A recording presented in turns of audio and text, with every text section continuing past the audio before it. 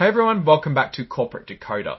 Today we're diving into a report from Church & Dwight, the company behind Arm & Hammer, OxyClean, and a bunch of other household names. Get ready to find out if they're cleaning up in the market or if their profits are getting stained, because we are about to take a look. This report is all about what happened at their annual meeting, where shareholders, people who own parts of the company, got to vote on important stuff. We'll see who got elected to the board, how people feel about the executives' pay, and whether they're sticking with their accounting firm.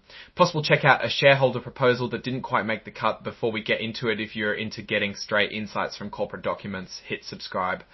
Also, join our Discord community.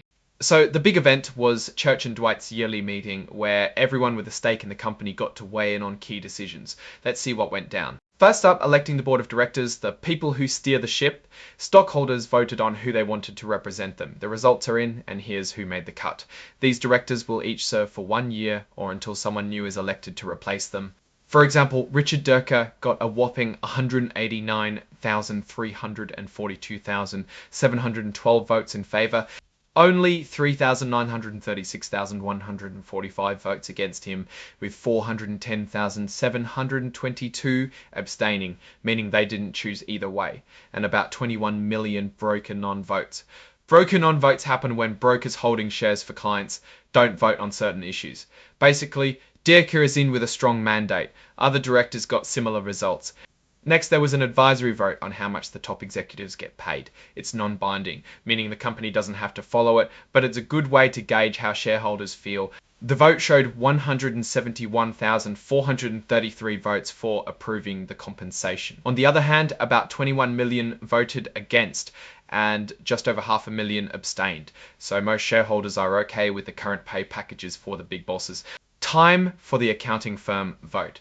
This is where shareholders get to say whether they approve of the company's choice of auditor, the people who check their financial statements to make sure everything's on the level. The results, a big thumbs up for Deloitte and Tussell, with 201,429,583 votes in favour, against 13,751 votes against, and 390,072 abstentions. So, finally, let's look at a submitted. This is where someone who owns shares in the company puts forward an idea for a change or action. In this case, the proposal didn't pass. There were about 28 million votes for it against about 165 million votes against. So the majority of stockholders weren't on board with this particular idea. Okay, so what does all this tell us about Church & Dwight? Well, the directors got a solid vote of confidence. Shareholders seem generally happy with executive pay, and they're sticking with their accounting firm. The shareholder proposal didn't fly, but that's part of the process. Overall, Church & Dwight seems to be in a pretty stable position. They've got the backing of their shareholders on the key decisions, and they're keeping things consistent with their accounting practices. Of course, there are always risks and opportunities for a company like this. They're in a competitive market with a lot of other household brands, so they need to keep innovating and marketing effectively to stay ahead. I think Church & Dwight is on a good path.